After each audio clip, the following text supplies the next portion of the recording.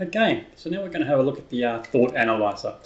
Now the thought analyzer should be used with a knowledge of CBT. If you don't really understand CBT, it may not be that good for you at this particular time. So it is suggested you go out and learn CBT from someone that can teach you it, or from a self-help book. There's a good few books around, like the Feeling Good Handbook by David Burns, that'll teach you CBT techniques, or Reinventing Your Life. That's another good CBT book that will help you learn the methods of CBT. But yeah, you will need to learn a bit about CBT before the thought analyzer you'll get the most benefit from it. But we'll take you through it and show you how it works. So when I click the thought analyzer button, my thoughts will come up. Here I'll see all the previous thoughts I have listed that I have been working on. So let me just go to add thought, and Joe here will add a thought he's been having. So I'm worried about my job in the current climate. What if I lose it? I constantly make mistakes. What if I lose it? I'll go broke and have to sell my house. Now, that's a pretty negative sort of way of looking at things, and CBT will help you work through this and rework the thoughts into more positive outcomes. The way we think about things has a dramatic effect on how we feel about things. Okay, we'll go to associated emotions now, and what we basically do here is associate emotions that we are feeling that thought is generating. At first, it may be hard to identify these, but after you get good at using CBT, you'll be able to do this pretty much with your eyes closed. So let me click on Add Emotion here, and the first one is unhappy. And you can just type one in, or you can select from the list of hundreds of previously defined emotions. And then I rate it. How bad is that making me feel? Out of 100, so here I'll just put 45. After rating means I re-rate it after I've reworked my thought, but for now I'm just going to add the new emotions. So, worried. Joe is very, very worried about that, so he's ranked that fairly high.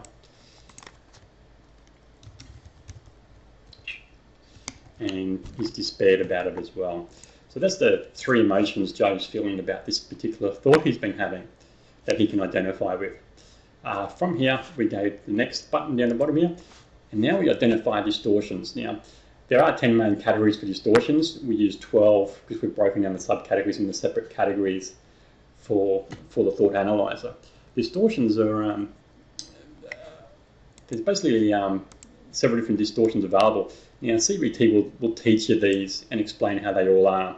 I'm just going to list them here, what Joe's been feeling as far as distortions go in his particular thoughts. So we're just going to select all or nothing thinking, and we can click the little question mark there, and it will give you a general explanation of what that particular type of distortion is. In this case, thinking of things in absolute terms, like always, every, or never. Few aspects of human behaviour are so absolute. So Joe's been, he's basically thinking all or nothing. I'm going to lose my house if I lose my job. So we're going to hear another distortion here. Another distortion that Joe's feeling here in his particular thought is overgeneralization and personalization and catastrophizing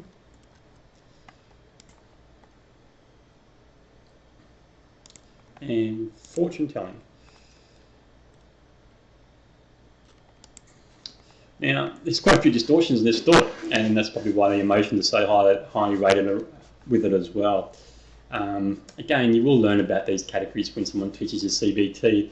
The One Flow Mood Manager tool isn't about teaching you these methods, it's about helping you use the methods you have learnt for the person that has been teaching you them. There is plenty of CBT resources on the internet and obviously through professionals.